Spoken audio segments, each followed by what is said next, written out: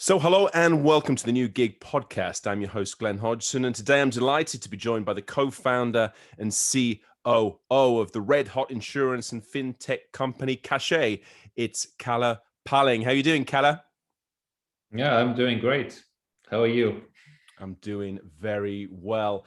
So let's just start by you saying a little bit about yourself, your background, but also Cachet and some of the developments, of which there's quite a few that have been happening recently. Yeah, so Cachet is a company that has a mission to enable the gig work or platform work lifestyle for the new kind of economy that we are facing.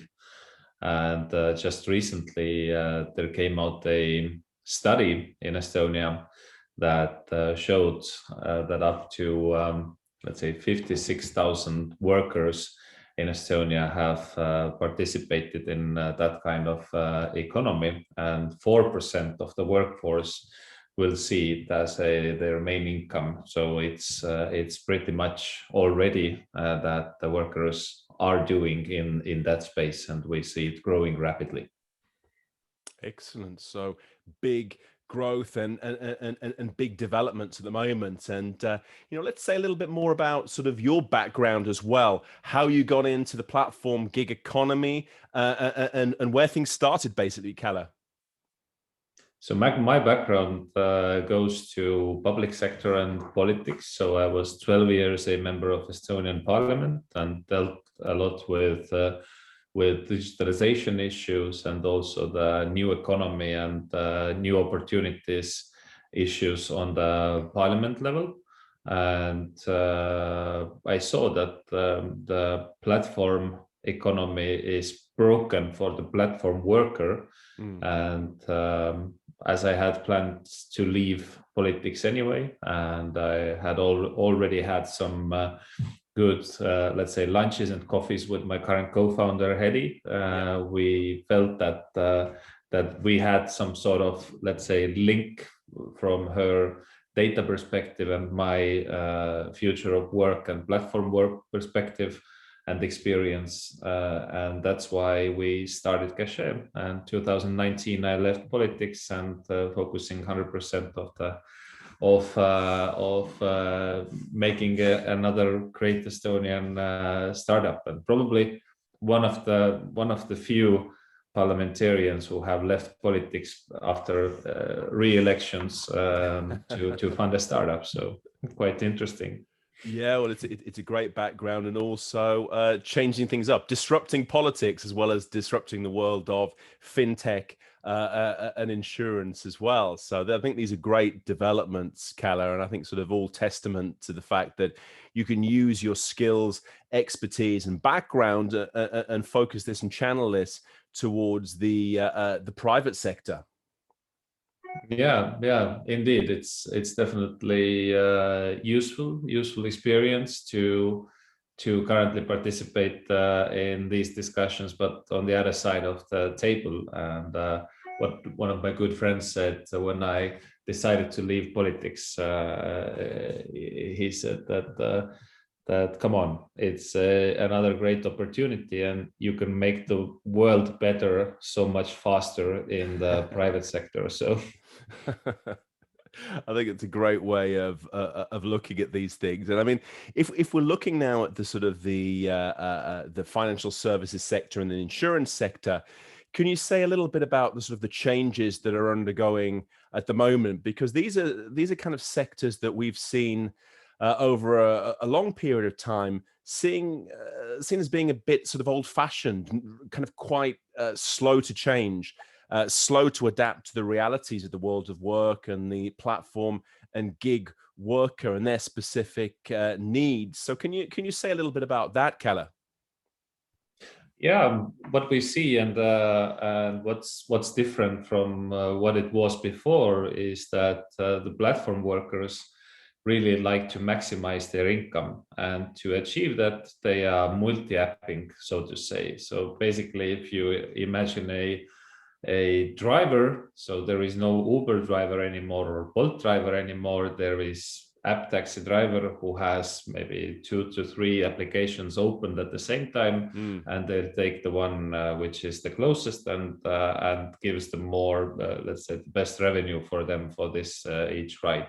And while COVID, we saw that it's even more changing. So for the ride-hailing drivers, there are now delivery companies as well, from whom they take orders. So basically, you might have a passenger on the back seat and 2 bags of food in the trunk at the same time. So they are really let's say, maximizing their income, and this is becoming a lifestyle for them. So it's quite seasonal. We see that on the summertime they use more bikes and mopeds, and on the winter time more cars. So basically, there wasn't that kind of company or platform like Cachet is that's really enabling them that lifestyle and provides the insurance products. But yeah, insurance is just the first step on the way for us. And ride hailing,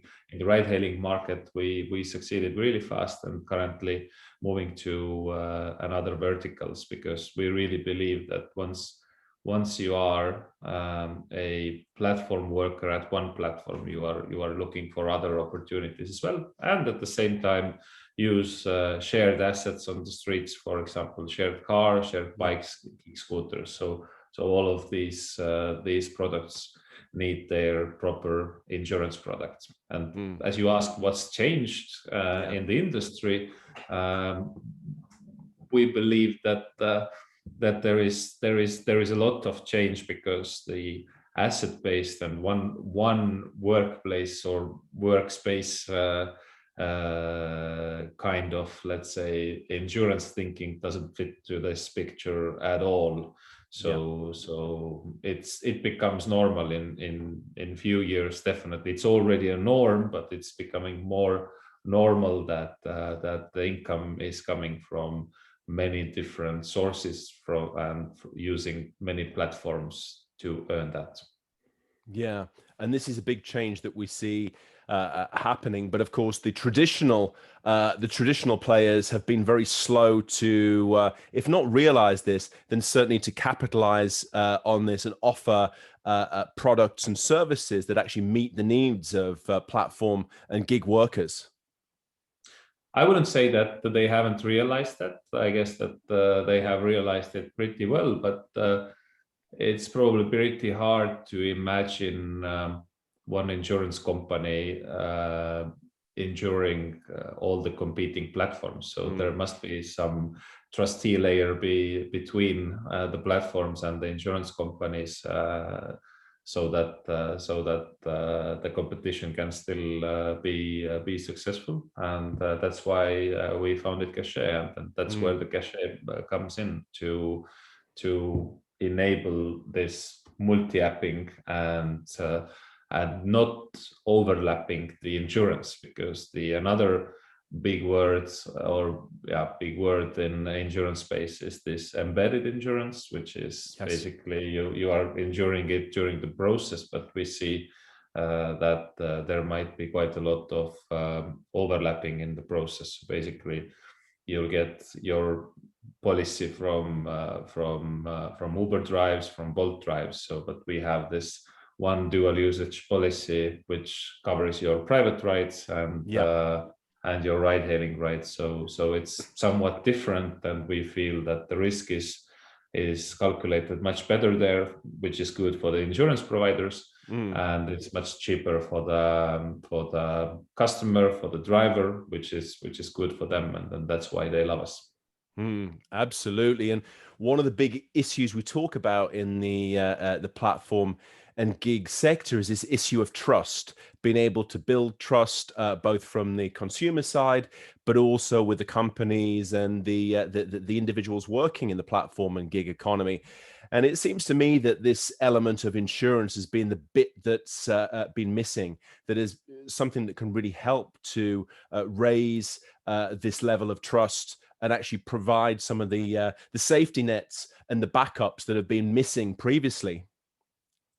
Yeah, indeed. And we believe that the trust is the most important question if we talk about insurance.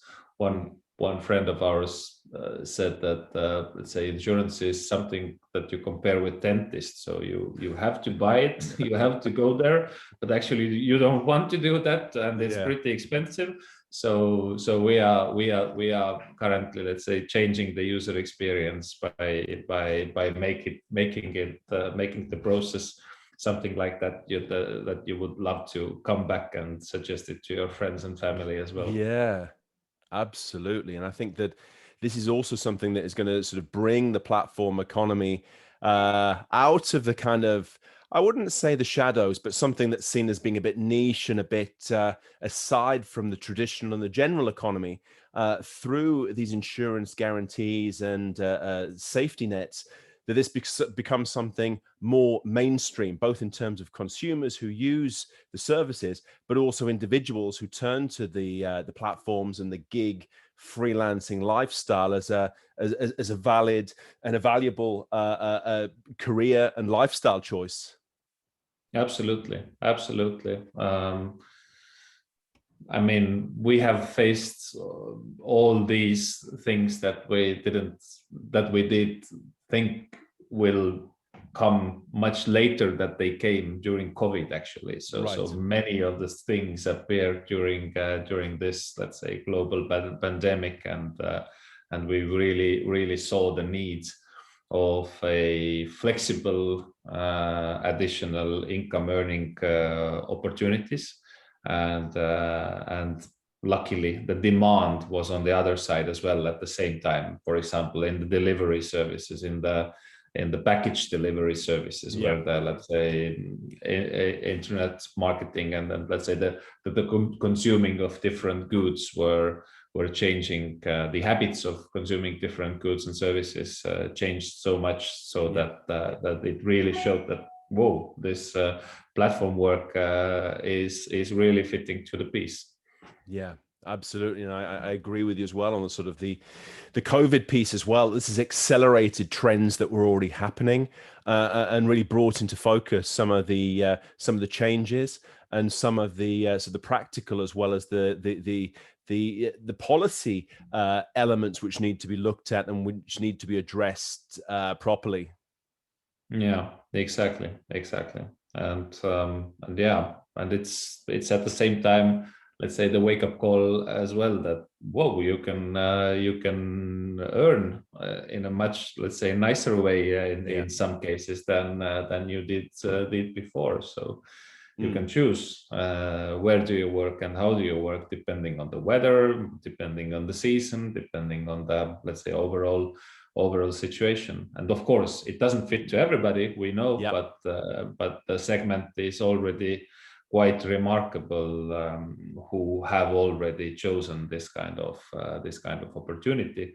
And let's say, despite COVID, the changes in the labor market and the changes in terms of the future of work and education, we feel that this is just a start. So it will change massively during the last couple of years, and all these processes need their proper insurance product, and that's why we started this journey, because there is so many who could be left behind because of the changes, and because of, let's say, big companies not focusing on that too much, and because of the same multi-apping logic, where you can't put maybe the responsibility only to one company or one platform. So they really must cooperate, but for cooperation they need somebody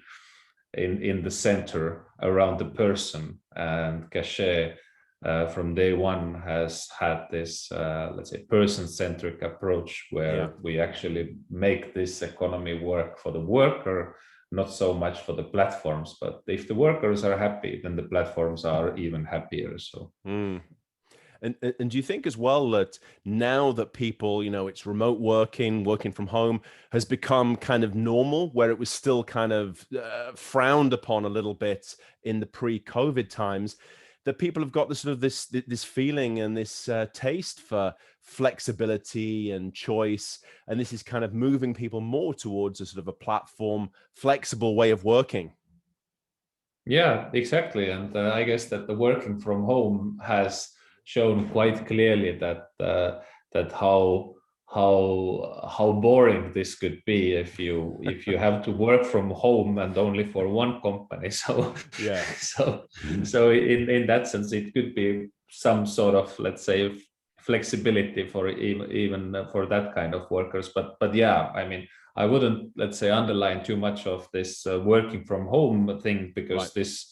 this I believe that is changing definitely back, not, let's say, absolutely there where it was, but definitely it goes back to somewhere, as there is so many other challenges as well.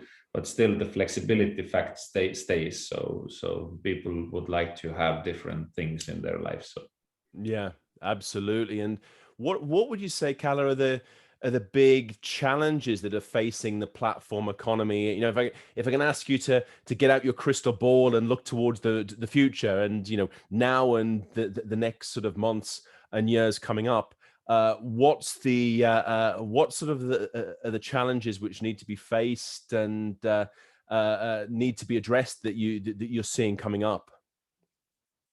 I guess that some processes have already started, as we hear in different countries and in different, let's say, political spheres, the discussion around whether the platforms should be employer and what kind of social Yeah. guarantees Yeah. should they provide. And I would say that if we follow the, let's say, easy example of some corporates that you would like to build, the very clear employer-employee relationship, then I would say that in that market, and in that big market as Europe is, there might be maximum two, most probably one platform left, which we definitely don't want to achieve. Yeah. To become, let's say, whoever it will be, but basically who would become a ride-hailing or a delivery monopoly. So this wouldn't make sense, and that's why I guess that this, let's say, work topic should be discussed in a much more different way, because what I said before, as the platform workers are already multi-apping, you can't put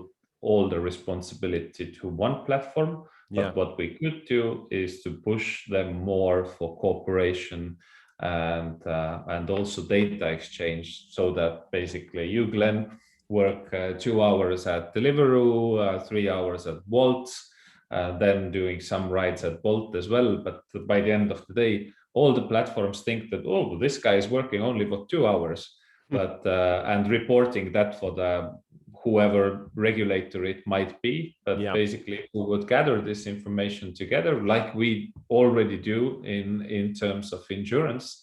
Then we could be the one who says to the government that, oh, Glen worked 10 hours. Yeah. Where did you work 10 hours? Oh, from 7 different platforms. But yeah, here's the report. That's how much he worked here and there. So, and then it would be the fair play and much more understandable for the worker itself as well. So for whom do I have to report? What do I have to report? And why do I have to report about my working hours? And for the platforms as well, then they could focus more on the client service provider relationship, and then focus more on that, because currently they have to deal with so many other issues and explaining why they can't, let's say, be treated as a traditional let's say employer in that sense. That they don't want to be, and by definition it's really hard to be there as well, from all the different perspectives that the technology has enabled them to do differently than some traditional employer would do. So so I really hope that on the, let's say, European Commission corridors, we can hear more that kind of attitude and talks as well. Okay. So it's really changing the policy, the regulatory framework to the reality of the world of work today, and basically being able to take some of the sort of the older concepts, but update the policy and the framework around that, so it meets the world of work and the labor force of today, basically, Kalle. Yeah, exactly. So I would say that the best social guarantee, which is something that people are talking all the time. So Mm, how should we enable more social guarantees for the platform worker? I would say that the best social guarantee for the platform worker is actually the flexibility and freedom to choose the best infrastructure for them to provide service in certain times. So if the platforms would become monopolies, I would say that the conditions by the end of the day, will it be yeah. employer relationship or something else, will be much worse than at the time of competition that we are facing today. And if we would step one step forward, that we already see in some markets where we are operating, that the platforms are really willing to share the data with companies like Cachet to Yeah. enable better services for their customers. And that's something that we see coming forward in other countries and other continents as well. Mm. Well, excellent. And I mean, I think this is a clear call to politicians as well, in terms of what they need to look at, what they need to focus on to make sure that here in Europe and beyond, we harness the power of the platform economy and the gig economy for the good of the economy, for the good of companies, but also the good of workers and consumers themselves. That we adapt things, but at the same time, make sure that we have the right safety nets and the right checks and balances in place, that we don't lose off any of these kind of things. Yeah. But I mean, that's technology. That's all the payments basically are digital. So it's very easy to achieve that if you make it all understandable for Yeah. the worker, and if you enable the infrastructure for the worker, Mm. and that's basically it. So it's much easier than it seems. Yeah. Well, But absolutely. you can't, I would say that you can't put the responsibility on the platform only. So Okay. Yeah. so the responsibility still must rely on the platform worker, because otherwise we are talking something so much different than the actual platform economy. Yeah. Yeah. So it's the responsibilities need to be shared here, and needs to be realistically portioned to the people best placed to be able to give the information and carry out the processes. Well, this seems like a really good way forward. So, Kalle Palling, the COO of Cachet, thank you very much indeed for your time and for sharing your thoughts and insights here today. Thank you very much, Glenn, for inviting.